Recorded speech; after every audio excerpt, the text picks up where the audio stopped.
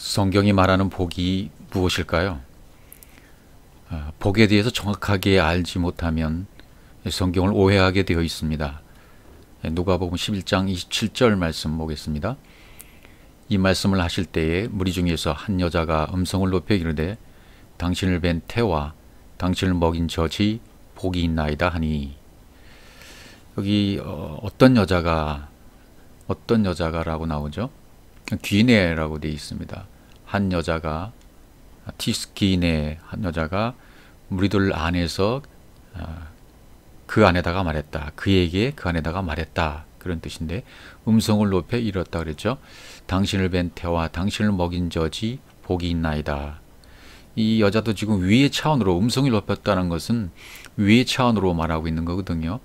당신을 뵌 태와 당신을 먹인 젖이 복이 있나이다 했잖아요. 복이 있다. 태와 젖이 복이다. 그런 뜻인데, 태를 뱉다. 태, 코일리아, 자궁이라는 뜻입니다. 자궁이 텅 비어 있습니다. 비어 있죠. 그래서 성전을 상징하는 거죠. 그것을 뱉다, 태를 뱉다라고 했으니까 이건 감당하다, 감당한 그런 뜻입니다. 그러니까 예수인 당신을 감당한, 당신을 낳게 한 그 태, 그것이 복이다, 복이다. 지금 그렇게 얘기하고 있는 겁니다. 27절에서는 이렇게 말을 하고, 그 다음 28절에서는 예수님께서 그 여인이 말한 것을 정정을 해 주십니다. 그게 아니다라는 거죠. 예. 진정한 복은 그게 아니다. 예수께서 이르시되, 다시 말씀하시는 거예요.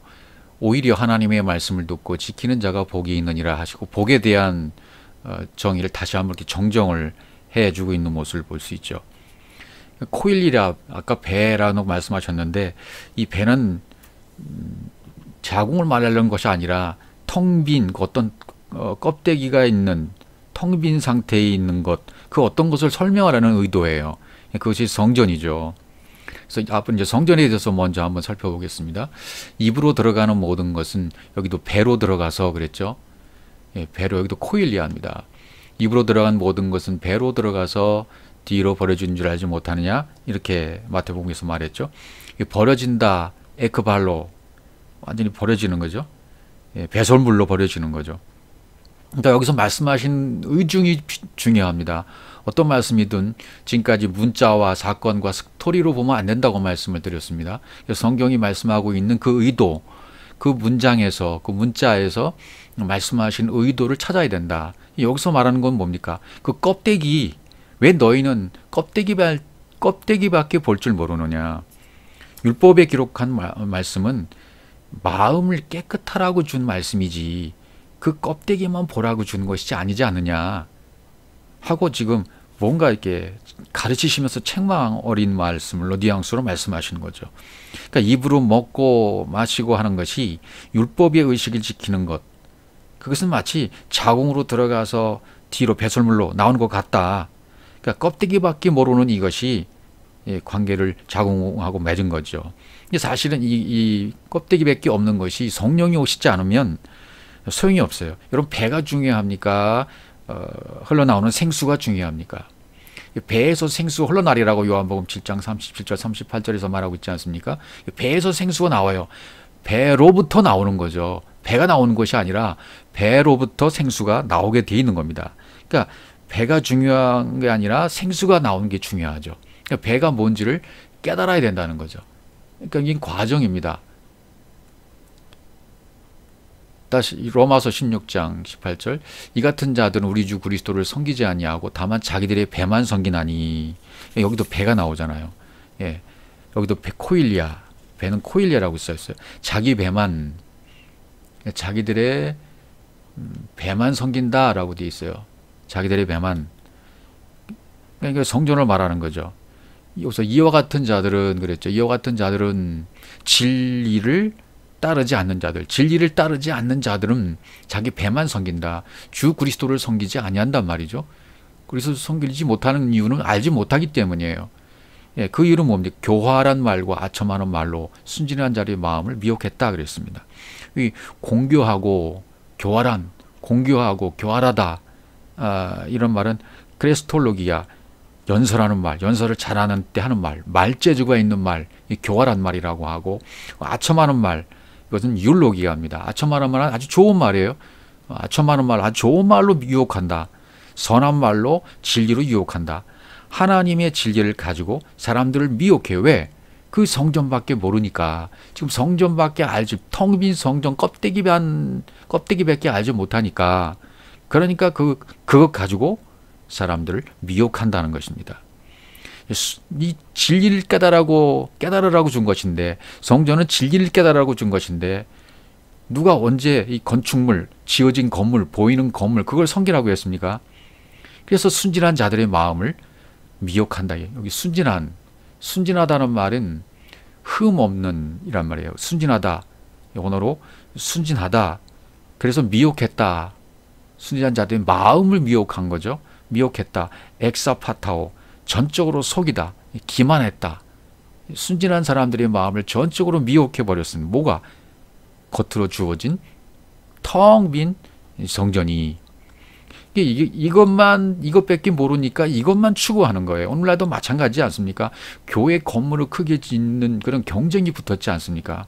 서로 교회를 크게 짓고 사람들을 많이 채우면 성공했다고 하는 그런 시대가 계속 이어지고 있는데, 이제 코로나가 어떤 방향으로 이것을 바꿔놓을지 모르겠습니다. 왜 하나님께서 코로나를 허락하셨는지, 이 코로나를 통한 우리가 무엇을 어떻게 깨달아야 될지를 정확하게 알고 그 길을 가야 될 줄로 압니다.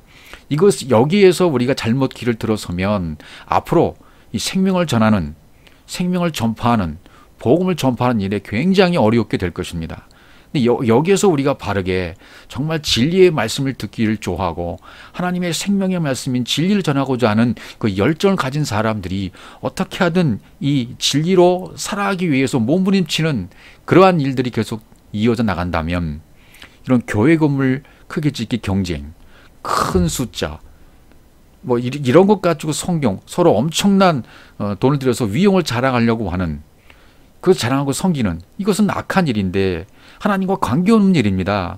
하나님은 마음 성전을 지으라고 했지 언제 보이는 성전을 지으라고 했습니까? 학개서 1장 8절에 있는 말씀도 오해하고 있는 말씀 아니겠어요? 너희는 산에 올라가 나무를 가져다가 전을 건축하라고 했으니까, 그 문자로 그냥 아는 사람들은 산에 가서 나무를 벼다가 건축 재료를 가져다가 성전을 지으면 뭐가 잘못되느냐, 이 말씀들을 했는데, 그러니까 성경을 겉으로만 본다 이 말이에요. 산은 뭡니까? 하나님이 계신 곳이 산이에요. 말씀이 흘러나오는 원천인 곳이 산입니다. 그분이 계신 곳 어디나 산이고 어디나 성전인 것입니다. 나무를 가져다가, 나무는 뭡니까? 스타우루스. 십자가라는 말보다는 언약의 기둥. 이 십자가를 가져다가 십자가에서 내가 죽고 마음의 성전을 건축해라, 마음 성전을 지으라는 얘기 아닙니까? 학계가 전부 그런 얘기를 하고 있어요. 성경 전체가 그 얘기만 하고 있는 것입니다. 이것을 오해하면 안 되죠. 그러니까 필요에 의해서 사람들이 모이는 공간만 있으면 되는 겁니다. 여기서 사람들이 욕심, 탐욕, 성공, 욕망, 이 사람의 것으로 말미암아 지금 이렇게 흘러왔습니다. 교계가. 하나님과 관계없는 이름을 분명히 말씀드리고 이걸 알아야 돼요. 결코 교회 건축물 이거 지으라고 하신 적이 없습니다. 성전을 주신 목적, 그 내용을 모르면 배만 섬기는 자가 되는 것입니다. 순진한 자들은 부정 아에다가 카코스, 악하지 않은 흠 없는 자들을, 순진한 자를 전부 다 지금까지 복음을 듣고 가기를 원했던 사람들, 그런 사람들이 오히려 목회자들이 잘못 말씀을 가르쳤기 때문에 이런 순진한 자들의 마음을 전부 미혹해버렸다. 목회자들이 이 말씀을 듣고 먼저 돌아서야 되는데, 제가 이 말씀을 전하면 목회자들이 제일 먼저 반발합니다. 듣지 않습니다. 나하고는 다르다. 이상하다. 우리 동기들조차도 그렇습니다. 그래서 제가 아직은 동기들한테 접근을 하지 않습니다. 왜냐하면 때가 되면 한 사람 한 사람에게 말씀하실 기회를 다 주실 것이기 때문에 기다리고 있는 것뿐입니다. 그러나 기회가 되면 언제든지 같이 이 말씀을 나누고 싶은 마음은 정말 제 안에 아주 간절한 마음이 지금 막 솟아 올라오고 있습니다. 때가 돼야 되고, 때가 된 사람들끼리 만나게 되어지고, 만나게 되어진 이 복음을 자연스럽게 전하게 되어지면, 기가 달린 사람은, 하나님이 때가 됐다고 인정하는 사람들은 이 복음 말씀을 듣고 그래 맞아 라고 인정하게 되는 것인데, 그러나 때가 안 된 사람들은 오히려 화를 내고 뛰쳐나가고, 이 말씀을 이렇게 들려주다가 화를 내고 뛰쳐나가는 다반사입니다. 욕을 하기도 하고요. 그럴 이유가 없는 거죠. 복음이라는 것은 진리 아닙니까? 하나님의 생명의 말씀인데 생명의 말씀을 바로 전하면 바로 받을 수 있는 준비가 된 사람들만 받게 되어 있습니다. 때가 그런 때예요. 갈라디아서 1장 15절에 있는 배로도 가보죠. 어떤 배가 있나요? 그러나 내 어머니의 태로부터 나를 택정하시고 그의 은혜로 나를 부르시니가. 또 사도 바울이 쓴 책 아닙니까? 갈라디아서도. 그러니까 내 어머니의 태로부터 그랬으니까 내가 어머니 뱃속에 있을 때부터 나를 택정하셨구나. 이렇게 오해하기 쉽단 말이죠. 성경 그렇게 오해하면 안 된다. 예, 여기도 태니까 이 코일리아 자궁 아닙니까? 텅 빈 상태. 예. 어머니의 태로부터 나를 택정하셨다. 예, 택정하셨다는 말은 아폴리죠. 규정했다는 뜻이죠. 경계선을 그어놓고서 못 넘어오게 했다. 경계선이 이 성전인 거죠. 예, 성전이 진리를 알게 해준 유일한 교과서이기 때문입니다. 이 어머니의 태로부터 나를 택정했다. 그래서 나를 택정하시고 은혜로 나를 부르신 이가 그렇게 말씀하셨어요. 그 은혜를 통해서 나를 부르신 이가 첫 번째 모태는 율법입니다. 두 번째 모태는 은혜와 진리인 것입니다. 첫 번째 모태 율법에서 어머니의 태로부터 텅 빈 상태의 성전 율법 그 상태로부터 나를 규정해서 경계선을 그어놓고 경계선이 성전인 것을 알게 해주신 그때로부터 그런 이야기지 임신했을 때부터 그런 얘기가 아니란 얘기죠. 그러니까 이것을 진리 말씀 들려면 그렇구나라고 받아들이면 되는데 이것을 그렇지 않다고 계속 고집부리는 사람들이 있어요. 문자로만 계속 보겠다는 거죠. 문자로만 계속 보게 되면 문자로 보다 그냥 멸망하는 것입니다. 이 성전의 모양과 식양, 율법을 근거로 만들어진 거죠. 하나님 우리에게 깨닫게 하시고 이제 여기서 주신 것인데 거기 가서 하나님의 뜻을 배울 수 있도록 그어놓으신 경계, 그게 성전입니다. 성전을 통해서 보이는 성전을 통해서는 보이지 않는 세계를 깨달으라고 주신 거예요. 그러니까 여기 네 부모를 공경하라. 우리가 뭐 그런 말씀 부모에 대한 공경, 어버이 주일 같은 때 그런 설교 본문으로 잘 특정하고 있지 않습니까? 에베소서에 나오는 뭐 그런 말씀들 6장 1절. 네 부모를 공경하라. 그러면 여기도 네 부모를 공경하라고 했으니까 눈에 보이는 부모를 공경하라 하는 말인가? 그것은 상식이잖아요. 기본 세상적인 진리잖아요. 세상에서 상식선으로 통화 있는 말이잖아요. 그런 것을 얘기할 리가 없어요. 성경은. 그것을 두고 그걸 뛰어넘는 수준 높은 책이기 때문에 여기서 부모라는 것은 아부, 모. 아부는 하나님의 성전으로부터 흘러나오는 하나님의 말씀, 이게 부모예요.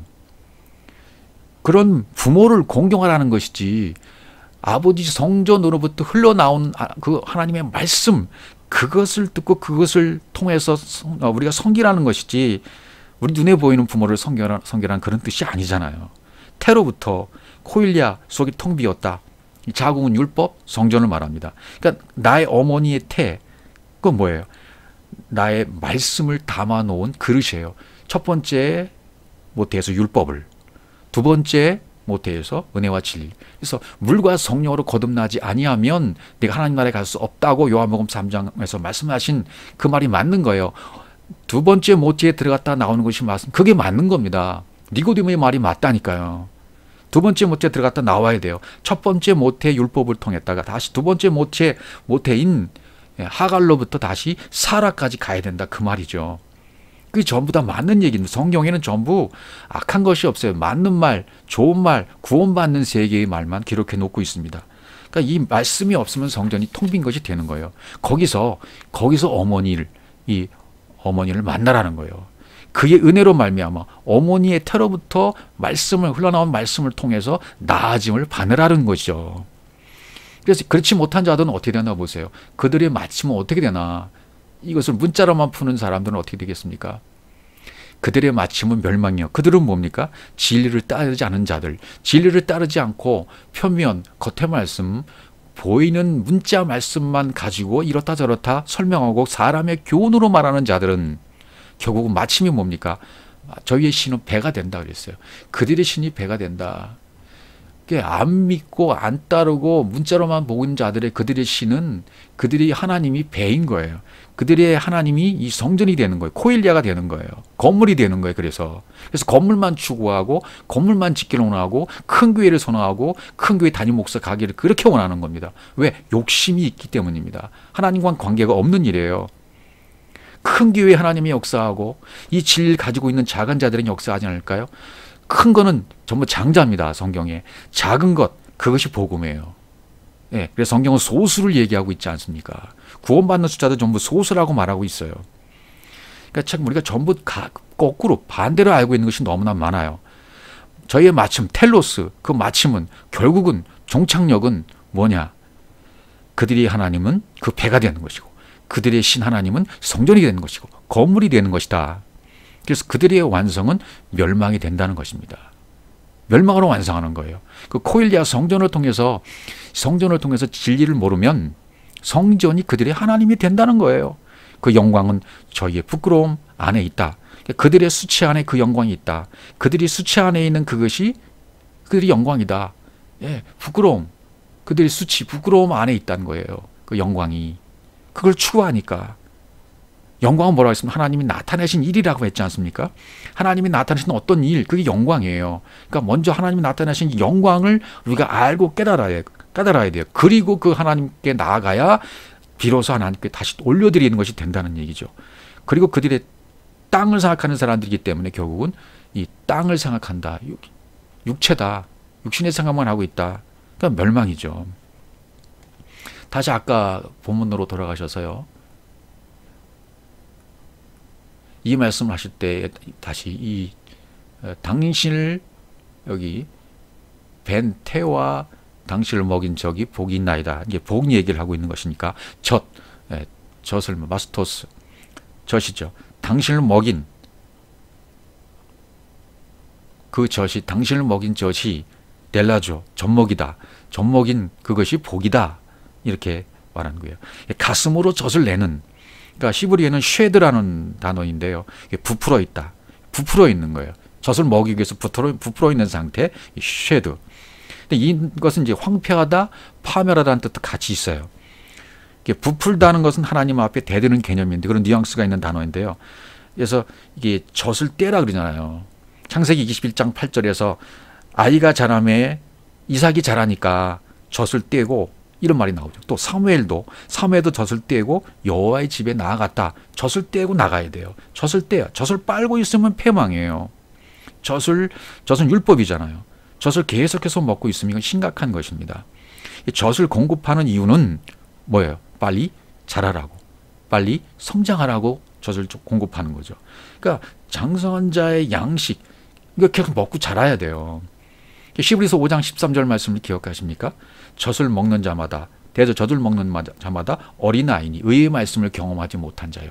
의가 되는 그 말씀을 경험하지 못하고 계속 젖만 먹는 거예요. 율법만 먹는 거예요. 겉에 것만 먹는 거예요. 겉에 것만 가지고 사람의 교훈으로 가르치고 있는 상태입니다. 그러니까 의의 말씀 하나도 경험하지 못하고 겉의 말씀만 가지고 사람들을 가르치고 이것이다라고 계속 교훈적인 교훈으로만 거짓말을 하고 있는 상태, 젖을 먹고 있는 상태입니다. 베드로전서 2장 2절입니다. 순전하고 신령한 젖을 사모하라 그랬습니다. 그렇죠.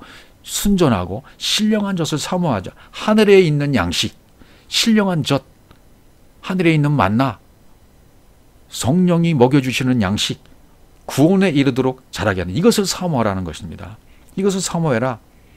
그래서 이 여인이 잘못 말하고 있는 거, 이건 잘못 말하고 있는 거잖아요. 당신을 뵌 태와 당신을 먹인 젖이 복 있다고 하니까 그래서 교정해 주셔서 다시 말씀하시는 말씀이 28절이라고 그랬죠. 예수께서 이러시되 말씀하시는 거예요. 진리로 말하시는 거예요. 오히려 제대로 가르쳐주고 수정하시는 거죠. 오히려라는 말은 도리어 참으로 의심 없이 하나님의 말씀을 듣고 지키는 자가 복이 있다. 예, 이것이 복이라는 거예요. 하나님의 말씀을 듣고 지키는 자가 진정한 복이 있다. 이렇게 말씀. 이게 하나님 교정해 주신 거예요. 젖 그거 아니야. 자궁 그것도 아니야. 겉에 보이는 그거 겉껍데기들 그거 아니야. 하나님의 말씀을 지키는 거. 필라소 이것이 지킨다는 말은 우리 말로 뭐 지킨다 그런 것이 아니에요. 필라소는 뭐 이렇게 간직하다 그런 말이 더 강해요. 소하다, 간직하다 그런 말이 더 강하죠. 그래서 그것을 하나님의 말씀을 여기 아우토스라 3인칭 단수 남성 목적격이니까 그럴이라고 그럴이라고 해야 되겠죠. 그 하나님의 말씀이 들려지는 것이 복이다. 그 말씀 율법이 진리로 풀어져서 들려지는 것이 복이라는 거예요. 그를 내가 너무나 귀한 것을 가지고 있는 거죠. 누군가가 도적질할까 눈을 뜨고 지키는 거, 이게 필라소예요.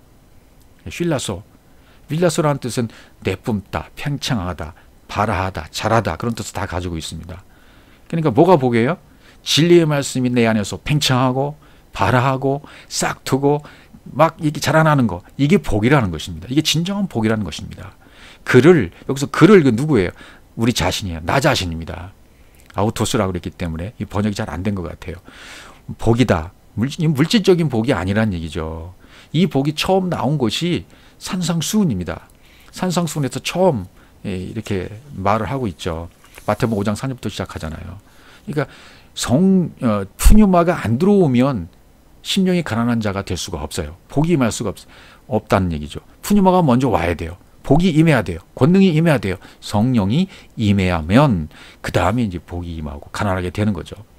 그러니까 구약의 성막은 성전으로 완성이 되어지고요. 성전은 예수로 완성이 되어집니다. 성전을 올라간 분이 예수잖아요.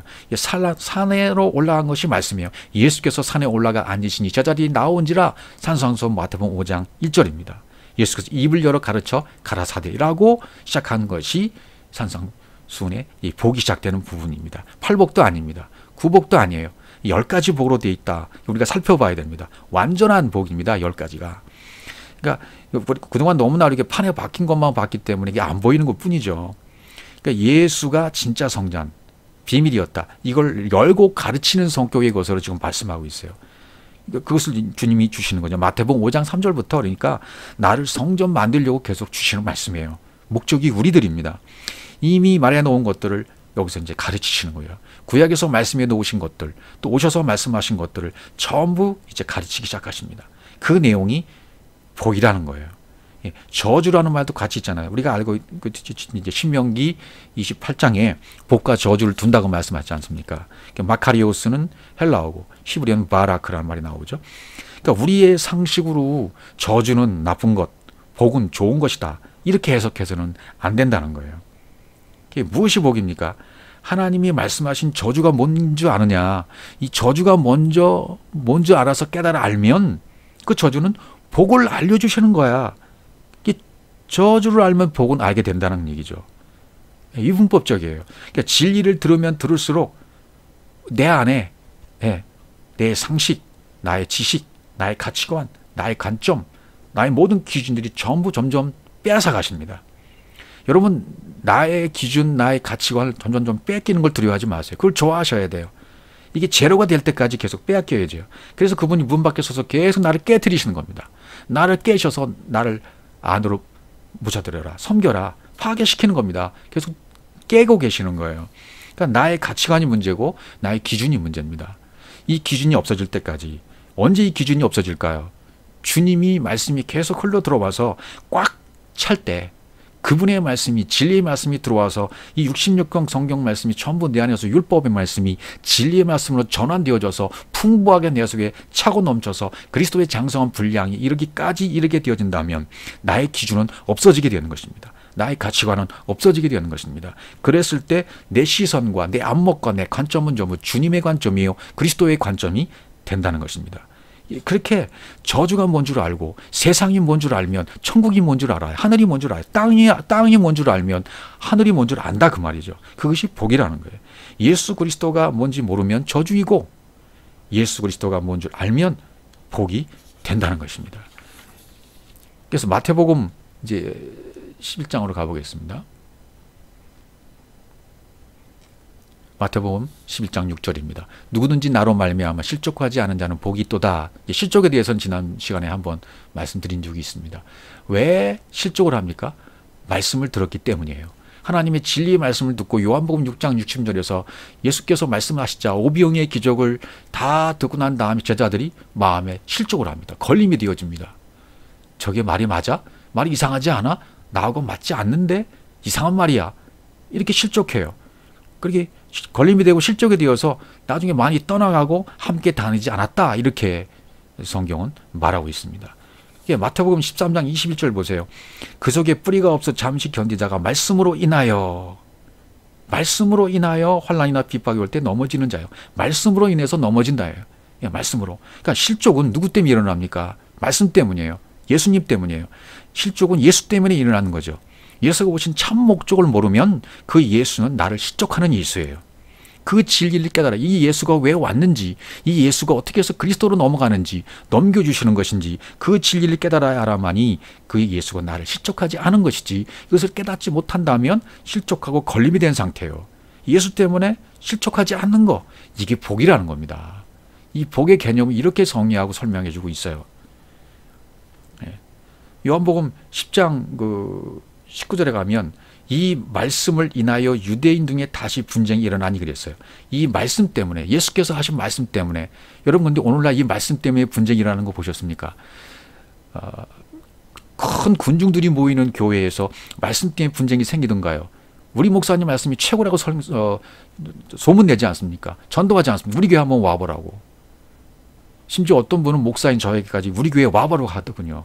자기 교회에 와보, 우리 교회가 참 너무 좋다고, 최고라고. 다 각자 그렇게 세뇌 교육을 시켜버렸어요.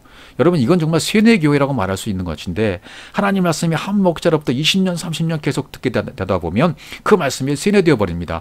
그것이 진리의 말씀으로 바른 위로부터 내려온 진리의 말씀으로 가르쳤다면 괜찮은데, 자기 자의로 가르치고 자의로 풀고 문자로 풀고 사람이 교훈으로 풀어서 그것을 세뇌시켰다면 그 교회는 어떻게 될까요? 그 신은 배가 되는 겁니다. 건축물가 성전이 됐던 것처럼 목회자가 우상이 되어버리는 거죠. 절대로 그렇게 되어서는 안 됩니다. 오히려 한 가지 부족한 것이 있다. 내 소유를 팔아서 가난한 자에게 나눠주라. 이런 말씀도 기억하십니까? 그러니까 이 부자 청년에게 말하는 거죠. 부자 청년에게 그래요. 오히려 너에게 한 가지 부족한 것이 있다. 네 소유를 팔아서 가난한 자들에게 주라. 그러죠? 그러니까 뭐라 그래요? 근심함에 갔다. 마가복음 10장 22절입니다. 그 사람은 자기 재물이 많은 것도 이 말씀을 인하여 슬픈 기색을 띠고 근심함 가니라. 뭘 인해서? 말씀을 인하여. 말씀 때문에 근심이 돼서 떠나갔다. 왜 그럴까요? 자기 육신의 생각과 부닥쳤습니다. 율법적 사고 때문입니다. 또 행위신앙 안에 빠져있기 때문에 못 깨닫는 거죠. 네 소유를 팔아라는 것은 뭡니까? 네 소유, 율법, 육체, 내 안에 가지고 있는 육신의 생각, 이 모든 율법적인 요소들, 이걸 전부 팔아서 가난한 자들에게 주라. 이건 뭐야? 내 안에 있는 네 겉사람을 팔아서 속사람에게 주라는 얘기입니다.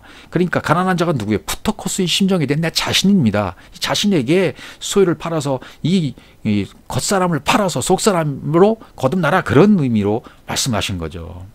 그러니까 이 말씀 때문에 실족하지 않은 것이 복이다. 진리의 말씀을 듣고 생명의 말씀 듣고 계속 자라야 되는데, 이 진리의 말씀, 생명의 말씀을 잘못 들으면 처음부터 오해해서 들었기 때문에 진리의 말씀이 들려오면 실족하는 거예요. 예수 때문에 실족하는 거죠. 근데 예수 때문에 실족하지 않는 것이 복이라고 했잖아요. 그러니까 진리의 말씀을 바로 들어야 실족이 안 된다는 거예요. 복을 바로 받을 수 있다는 거예요. 생명의 복을 받는 것이죠. 그 다음 말씀 또 보겠습니다. 그러나 마태복음 13장 16절입니다. 너희 눈은 봄으로 너희 귀는 들음으로 복이 있도다 그랬습니다. 자, 여기 눈이 나오고 귀가 나오죠. 눈은 어떻게 해요? 봄으로. 아인. 이 아인, 눈이라는 것은 샘물이라는 말과도 연결이 됩니다. 눈은 봄으로 복이 있는 것이고 너희 귀는 들음으로 마카리오스 복이 있는 것이다. 이렇게 얘기해요. 이 본다라는 단어를 우리가 하나의 단어로 보면 안 됩니다. 본다는 단어가 네 가지 뜻이 있어요. 첫 번째는 옥타노마이라는 단어가 있습니다. 옵타노마이는 그냥 육안의 눈으로 보는 걸 말해요. 육안의 눈으로 보여지는 대로 보는 것을 옵타노마이라고 하고, 그 다음에 에이돈이라는 것은 위에서 보여주시는 것으로 보는 걸 에이돈이라고 그래요. 보여주실 때만 보이는 거, 이게 에이돈이에요. 그 다음에 이 에이돈으로 계속 보여주는 훈련을 해서 보이는 것을 블레퍼라고 합니다. 블레퍼. 그런 훈련을 계속 하고 있는 상태, 그걸 블레퍼라고 그래요. 그래서 이런 훈련이 끝나서 완전히 영으로 보는 거, 육의 눈으로가 아니라 영의 눈으로 바라보게 될 때 그걸 호라고 했다. 이렇게 얘기하니까 네 가지예요. 본다는 것도 다 다르다는 얘기죠. 단어를 그때그때 살펴보아야 여기서 어떤 단어가 쓰였는지를 보고 그 문맥과 연결해서 해석을 해야만 맞게 되는 것입니다. 복이라는 것은 듣는 것과 보는 것이다. 듣는 것도 잘 들어야 돼요. 정말 잘 들어요. 그러니까 그 말씀이 진리로 보여지고 그 말씀이 진리로 들려져. 그럼 그것이 복이다. 그런 뜻이에요. 그러니까 먼저 들을 귀를 주시면 들을 귀를 주셔야 들을 수 있는 것이고요. 들을 귀를 아무나 주지는 않습니다. 부른 자들, 하나님이 불러서 세운 자들에게는 반드시 언젠가는 그 귀를 열어주시게 돼 있어요. 듣게 돼 있어요. 그래서 듣고 보는 것이 이게 복이다. 잘 들어야 되겠죠. 이게 듣는 것도 잘 듣는다는 것도 사실은 쉽지는 않아요. 너무나 유튜브 상에도 많은 것들이 있죠. 또 이 땅에 수많은 목회자들이 있어서 수많은 설교들이 존재하고 있죠. 서로 우리가 옳다고 얘기하니까 또 2단, 3단 뭐 이런 비슷한 종교들이 너무나 많기 때문에 또 종교 아닙니까? 종교. 생명의 말씀은 종교라고 말하지 않습니다. 생명의 말씀을 전하는 전파자들은 이 종교라고 말하지 않아요. 종교는 불교나 기독교나 힌두교나 이슬람교나 다 똑같이 보는 거예요. 그러나 이 종교로 말하면 생명이 전달되지가 않습니다. 그 다음 있는 말씀 보죠. 마태복음 16장 17절입니다. 예수께서 대답하여 이르시되 바요나 시몬아 내가 복이 있도다. 이를 내게 알게 한 이는 혈육이 아니요 하늘에 계신 내 아버지시니라 그랬어요. 그러니까 시몬이 16장 16절에서 뭐라 그랬어요? 주는 그리스도시요 살아계신 하나님의 아들이라는 고백을 했지 않습니까? 그러니까 이런 고백을 했을 때 예수님께서 말씀해요. 바요나 시몬아 내가 복이 있다. 이걸 내리게 한 거 혈육이 아니야. 하늘에 계신 내 아버지야. 아버지 영, 성령이 알게 해주신 거야. 이렇게 말씀하신 거죠. 이를 내게 알게 하니라고 그랬죠. 이를 내게 알게 하니 이것은 알게 하니는 아포칼립토 덮개를 제거해 줬다. 덮개를 제거해 줘서 드러나게 하신 분이 혈육이 아니라는 거예요. 혈육과 의논하고 혈육과 같이 되고 혈육과 붙어 있으면요 절대로 복음 전도 못합니다. 전파가 되질 않습니다. 여기서 벗어나 이걸 초월해야 돼요. 이 혈육의 단계를 뛰어넘어야 된다 그 말이죠. 수준이 그만큼 높아져야 된다는 얘기를 하고 있는 거죠. 하늘에 계신 내 아버지, 성령이란 말과 같아요. 아버지께서 알게 하신 것이 복이다. 성령께서 알게 하신 것이, 그 하나님의 영이 알게 하신 것이 복이다. 예수께서 오셔서 전했을 때 그걸 누가 진리로 들었습니까? 한 명도 없어요. 없습니다. 진리로 들은 자들이 없어요. 너희가 지금 내가 진리를 말해줘도 감당 못해. 너희들은 못 듣는다는 얘기예요. 그러니까 진리의 성령이 오셔서 그분이 오시면 그 성령이 너희를 깨닫게 하실 것이다. 그 요한복음 16장 13절, 16장에서 14장에서 16장까지 계속 이 말씀을 하신 거 아니겠습니까? 그래서 산상수훈하고 짝이 되는 것이 요한복음 14, 15, 16, 17이에요. 그러니까 산상수훈이 먼저 깨달아지고 같이 더불어서 요한복음 14, 15, 16, 17 말씀 같이 깨달아진다면 금상첨화격으로 이 모든 것이 열려지게 된다는 그런 말씀이 되겠죠. 이 순차적으로 이게 이루어지는 게 되는 것입니다. 예. 그 다음 말씀 보겠습니다. 마태복음 24장 45절 충성되고 지혜 있는 종이 되어 주인에게 그 집 사람들을 맡아 때를 따라 양식을 나눠줄 자가 누구냐 이렇게 얘기했습니다.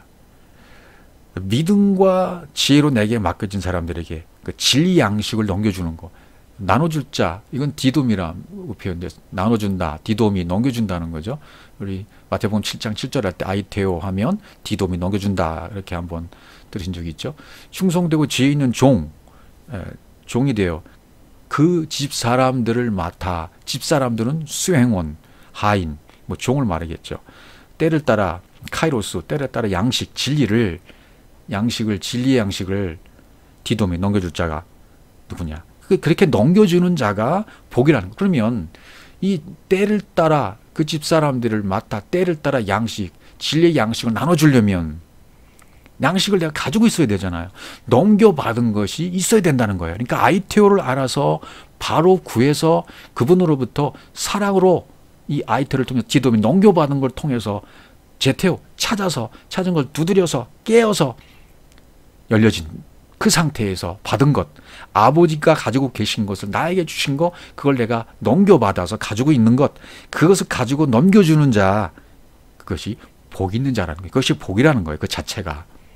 복이라는 개념이 우리가 어떤 물질적으로 복을 잘 되는 것, 물질적인 복이 아니라는 것입니다. 그것도 우리가 가지고 있는 기준이기 때문에 그 기준이 바뀌어져야 돼요. 성경의 기준으로. 그 주인이 올 때 그 종이 이렇게 하는 것으로 보면 그 종이 복이 있으리로다 이렇게 했어요. 여기 그 종이 이렇게 하는 것을 보면 어떻게 넘겨주는 것을 보면 이렇게 하는 것을 보면 포위예요. 그렇게 되어지게 하는 것을 보면 이것도 보면이에요. 호라오겠죠. 이건 그 종이 복이 있으리로다 그랬어요. 그 종이 복이 보면 보면은 여기 잘못되어 있습니다. 휴리스코라고 되어 있네요. 휴리스코 발견하다 찾자 제테오하면 휴리스코 발견하게 된다 그랬죠. 그 단어가 여기서 똑같이 보면이라고 번역이 됐네요. 그러니까 넘겨주는 것을 되어지는 것 그렇게 되어지는 것을 보면 그 종은 복이 있다. 예, 그런 얘기죠. 예, 포이에오 이게 행위를 말하는 것이 아니다. 이렇게 하는 것은 행위를 말하는 것이 아닙니다. 되어지는 것을 말해요. 진리로 되어지는 것. 진리로 내가 가지고 진리를 전해줘서 그렇게 되어지는 것을 그것을 찾게 되어지면 그 종이 복이 있다. 네, 그런 말이죠. 그 다음에 요한복음에 있는 말씀 문제 더 보겠습니다. 내가 주와 또는 선생이 되어 너희 발을 씻었으니 너도 서로 발을 씻겨주는 것이 옳다. 이 세족식이라고 소위 우리가 뭐 섬기는 그런 거라고 말하는데 여러분 섬기는 것은 말씀으로 섬기는 것밖에 없습니다. 여기 주와 선생이 되어 그랬죠. 주와 선생이 되어 너희 발을 씻었으니 너희도 발을 씻어주는 것이 옳다. 예. 그리고 이제 그 다음 본을 보였다 이렇게 말하잖아요. 주와 선생이 됐다. 이건 뭐예요? 주와 선생이 된 분이 가지고 계셨던 그 말씀하셨던 것을 나에게 넘겨주셨어요. 그 나에게 넘겨준 것을 내가 가지고 있어야 누가? 내가. 주와 선생이 되신 분이 가지고 계신 것을 나에게 넘겨주셨으면 그 넘겨준 것을 내가 가지고 있어야 나도 발을 씻어줄 수 있다는 얘기입니다. 아무나 발을 씻겨주는 것이 아니죠. 그래서 서로 발을 씻겨주는 것이 옳다. 이렇게 하게요. 그러니까 적어도 발을 씻겨주려면 주와 선생이 내가 되어 있어야 돼요. 그리스도가 내 안에 온 상태가 되어야 된단 말이죠. 이것을 알고 되면 복이다. 네, 그 다음 말씀 계속 보겠습니다.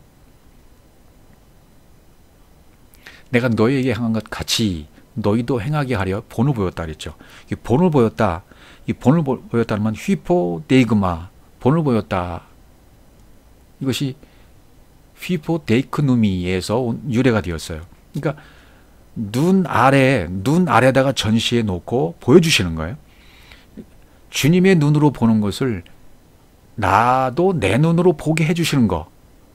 휘포데이크누미예요. 눈 아래에서 보게 해주시는 거예요. 그런 본을 보였다. 예. 이런 본을 보였다. 디돔이에요. 넘겨주었다.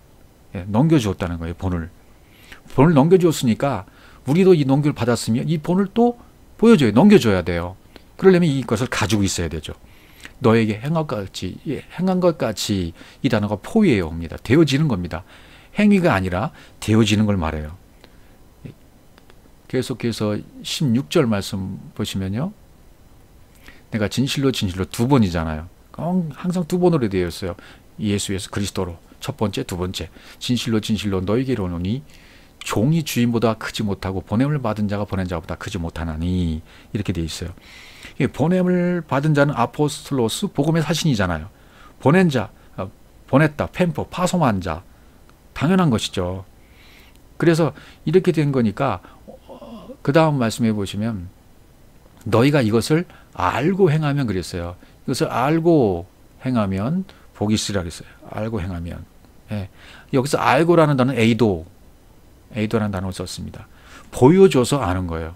보여줘서 알고 이것이 되어지면 복이 있다. 예. 발 씻겨주는 것도 정말 내가 주와 선생이 되어야 되고 그분이 가지고 있던 것을 내가 넘겨받아서 내가 가지고 있고 그것을 되어지게 해서 또 넘겨주면 그게 복 있는 사람이다. 이렇게 해야 된다는 겁니다. 다음에 요한복음 20장으로 가보겠습니다. 20장 29절이요. 예수께서 이르시되 너는 나를 본고로 믿느냐. 도마에게 지금 말씀하시는 겁니다. 보지 못하고 믿는 자는 복되도다 하시니라. 여기도 오해한 부분이 많죠. 의심하는 도마. 도마는 믿음이 없었다. 천만의 말씀이요. 도마는 믿음이 있는 사람이었습니다. 바른 믿음을 가지고 있던 사람이었습니다. 어떻게 그렇게 될 수 있을까요? 우리의 문자도로 보는 시선이 잘못됐던 것이고 관점이 잘못됐던 거예요. 요한복음 20장 21절에 가보시면 예수께서 부활한 다음에 제자들이 있는 곳에 나타나십니다. 거긴 도마가 없었어요. 너희에게 평강이 있을지어다 하시면서 평강을 빌어주셨어요. 이 평강은 아무 때나 빌어주는 평강이 아니에요. 육체에 있을 때는 안 주셨어요. 육체가 죽어지고 영으로 그리스도로 부활하셨을 때 나타나신 첫 마디가 평강이 있을지어다예요. 이 평강이 있을지어다가 무슨 뜻입니까? 요한복음 20장 이전에 하셨던 육체를 가지고 가르치셨던 모든 말씀들이 이제 이루어져서 영이 되어져서 나타난 순간 이 모든 것들이 이루어지고 평강이 이루어진 거예요. 안식이 되어지는 거죠. 22절에 뭐래요? 숨을 내쉬며 가라사대 성령을 받으라 라고 말씀하시잖아요. 예. 그리고 도마가 있을 때 또 뭐라고 말씀하셨어요? 평강이 있을지어다 라고 말씀하시면 여기 도마에게 이 말씀을 하시는 거예요. 그러니까 야 손가락을 넣어보고 나를 밀어볼래? 그러니까 도마가 뭐예요? 나의 주시며 나의 하나님이라는 고백을 해버려요. 도마가 어떻게 했다는 얘기예요? 아, 도마가 뭘 깨달았습니까? 도마가 계실 때 평강이 있을지어다고 말씀하실 때 보니까 부활 전에 육체의 예수의 몸을 입고 있을 때 하시던 말씀과 지금 부활하셔서 영이 돼서 하신 말씀이 똑같아. 말씀이 똑같네. 저분이 그분이시네. 영이신 분이네. 그때 그분이 영이신 그리스도셨구나. 이걸 도마가 호라워한 거예요. 이걸 호라워했기 때문에 네가 나를 본고로 믿느냐? 이게 무슨 뜻입니까? 도마야 나를 믿느냐? 이거 완료예요. 도마야 네가 드디어 나를 호라했구나. 진짜 볼 것을 보았구나. 라고 인정해 주시는 겁니다. 도마의 믿음이 인정받는 순간이에요. 그렇다면 너는 지금 믿은 거야. 그 볼 수 없는 것을 볼 수 있도록 믿게 해주겠다. 보지 못하고 믿는 자들은 복되다는 말이 그거예요. 볼 수 없는 것을 보고 믿도록 내가 앞으로 해주겠다는 거예요. 성령을 받으라 그러잖아요. 성령을 받아야 돼요. 그래야 이루어지는 것이죠. 복이란 뭐예요? 그러니까 눈으로 보지 않고 믿는 거. A도는 호라호지 않으면 복이 아닌 거예요. 그래서 시브리서 11장 1절 말씀 뭡니까? 믿음은 바라는 것들이 실상이요 보지 못하는 것들이 증거니라. 이게 뭡니까? 볼 수 없는 것을 드러내 보여서 그것을 보고 믿는 것입니다. 그러니까 지금 여기 주와 선생이 되어서 복이죠. 또 영적으로 진리로 보는 것이 복이 된 것입니다. 이런 복이 여러분에도 있으시길 바랍니다. 로마서 4장 7절에도요. 불법이 사함을 받고 죄가 가려짐을 받는 사람들은 복이 있다. 이렇게 말씀하셨죠. 사하심을 받는다는 얘기는 여기 불법이 사함을, 율법이 성행하는 것이 사함을 받고 아피엠이 용서하다, 면제하다. 그 죄가 하마르티아가 가려짐을 받는 자, 가려짐을 받는다, 에피칼립토, 가려지다, 에피칼립토. 이게 뭡니까? 덮다, 숨겨버리다. 그런 자는 마카리오스, 복이 있다는 거예요. 이게 어떻게 하면 이 불법이 면제받고 죄가 에피칼리토 덮여지게 될까? 숨겨지게 될까요? 그러니까 죄가 완전히 해결된 상태가 돼야 된다는 거죠. 넘겨준 것을 받아야 돼요. 아버지가 가지고 계신 것을 이제 들려진 그것을 내가 믿고 믿어져서 듣고 믿는 상태, 듣고 아는 상태, 듣고 되어진 상태가 되어져서 모든 죄의 문제 깨끗이 해결된 거, 완전히 목표물을 딱 맞춰서 그분이 그분이었구나.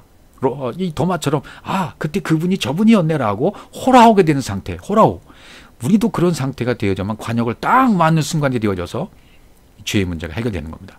내 개인으로 볼 때도 죄가 해결되어지고 하나님이 볼 때에도 내 죄가 해결된 상태예요. 하나님의 말씀을 뭐로 볼 때?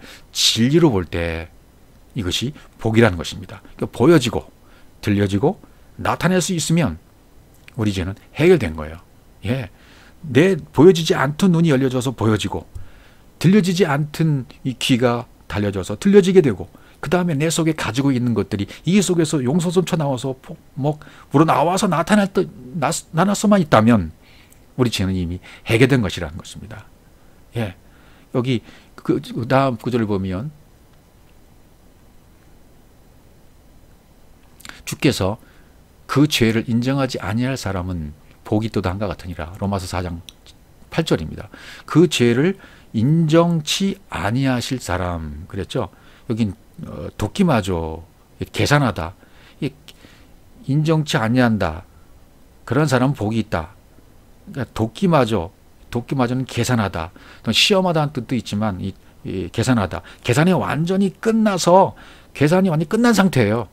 예, 계산이 끝나지 아니하면 그냥 남아 있는 것이지만 계산이 완전히 끝난 상태가 되어지면 십자가에서 언약의 기둥에서 모든 것이 끝마쳐져야 되면 이게 죄가 인정치 아니한 사람이 되어져서 넘겨진 사람이 되어져서 복 있는 여기 사람 아네르가 된다. 복 있는 사람이 된다. 이 사람은 아네르예요. 아네르는 시인은 에노시는 멸망돼야 될 사람이지만 여기 아네르는 씨 있는 사람이에요. 씨가 있는 사람이 된 거죠. 예, 씨가 있는 사람이 돼야 돼요. 그래야 복이 있는 거죠. 씨가 있는 사람이 어떻게 됩니까? 씨를 받아들인 사람이에요. 위에서부터 들려주신 말씀을 듣고 말씀의 씨가 내 안에 떨어져서 발화가 된 거죠. 예, 그런 상태로 모든 죄가 해결되어진 사람, 꽉 차서 이 시험이란 이 도끼마저는 어떤 성공을 위한 인정이란 단어 페이라조가 쓰였는데요. 도끼마저가 쓰였는데요. 페이라조와 도끼마저가 있어요. 페이라조라는 시험은 실패를 위한 시험을 계속 하시는 것이고, 그 다음에 성공을 위한 시험은 도끼마저예요. 도끼마저 계속 이어져서 시험이 이어서 내가 성공하게 되어지면 이렇게 된다. 죄를 인정치 아니할 사람, 복 있는 사람, 씨 받는 사람, 이런 사람이 된다는 얘기입니다. 그러니까 우리에게 계속해서 이 페이라조가 있습니다. 페이라조. 시험이 옵니다. 이런 하나님이 주시는 거예요. 예, 이런 실패를 계속하는 시험이 오다가 나중에는 도끼마저 성공을 위한 시험으로 주시게 되어 있어요. 예, 내 개인으로 볼 때도 죄가 해결되고 하나님이 볼 때도 내 죄가 해결되는 상태. 예, 이 상태가 되어져서 죄가 해결되는 상태가 되는 아네르가 되는 씨 있는 사람이 되시는 여러분 되시기를 바랍니다. 그 다음에 로마서 14장 21절도요. 내게 있는 믿음을 하나님 앞에서 스스로 가지고 있으라. 자기가 옳다 하는 바로 자기를 정죄하지 않은 자는 복이 있다. 여기 또 복이 있다는 말을 또 썼습니다. 어떤 자가 복이 있다 그랬습니까? 자기가 옳다 하는 바로 자기를 정죄하지 아니하는 자. 예, 여기 믿음 어떤 믿음입니까? 피스티스예요. 피스초가 아니라 피스티오라고 썼어요. 내게 있는 믿음을 위로부터 주신 믿음을 가지고 있으라는 거죠. 예, 가지고 있어라. 그러면 자기가 옳다 하는 바로 이게 옳다가 도끼마저예요. 도끼마저. 시험하다, 입증하다. 옳다 하는 바로 성공을 위한 시험을 다 통과해서 이게 입증이 되어지면 자기를 크리노하지 않아요. 정죄하지, 크리노하지 않아요. 예, 판결하지 않아요. 결정하지 않아요. 예, 그런 자는 복이 있다. 왜요? 성공했으니까. 인정받았으니까. 하나님으로부터 인정받았기 때문입니다. 그러니까 진리가 되면 하나님도 나를 죄인이라고 안 해요. 불의한 것을 안 보세요. 의가 되었기 때문에 내 가지고 있는 모든 불의한 것들을 보지 않으신다는 얘기가 돼요. 내가 나를 착할 것도 없어요. 시험에 통과했기 때문에 흠 있는 부분들이 없다는 거죠. 태도, 젖 먹이는 것도 복이 아닙니다. 앞에 그 여인이 말했던 그것이 복입니다. 젖 먹이는 거, 당신을 뵌 태, 복입니다. 말했지만 그게 복이 아니라는 것입니다. 그런 것은 복이 될 수 없다. 텅 빈 껍데기는 복이 될 수 없다. 하나님의 말씀이 들려져서 그것을 진리로 듣고 그것을 내 안에 가졌기 때문에 그것을 간직할 수 있다면 그것은 복이다. 나는 절대로 이것을 안 뺏길 것이다. 절대로 나는 더 이상 더럽히지 않아. 그렇게 지켜주고 간직한 것, 이걸 복이라고 하는 것입니다. 성경이 복이라고 말하면 그것이 복인 거예요. 종교가 만들어낸 축복의 개념에서 벗어나야 됩니다. 사업이 잘 되고 자녀들이 성공하고 질병에서 벗어나고 귀신이 쫓겨나고 이런 힘들고 고통스러운 일에서 벗어나게 해주는 그런 하나님을 축복의 하나님으로 여기고 있고 섬기고 있는 그런 구렁텅이에서 빠져나와야 됩니다.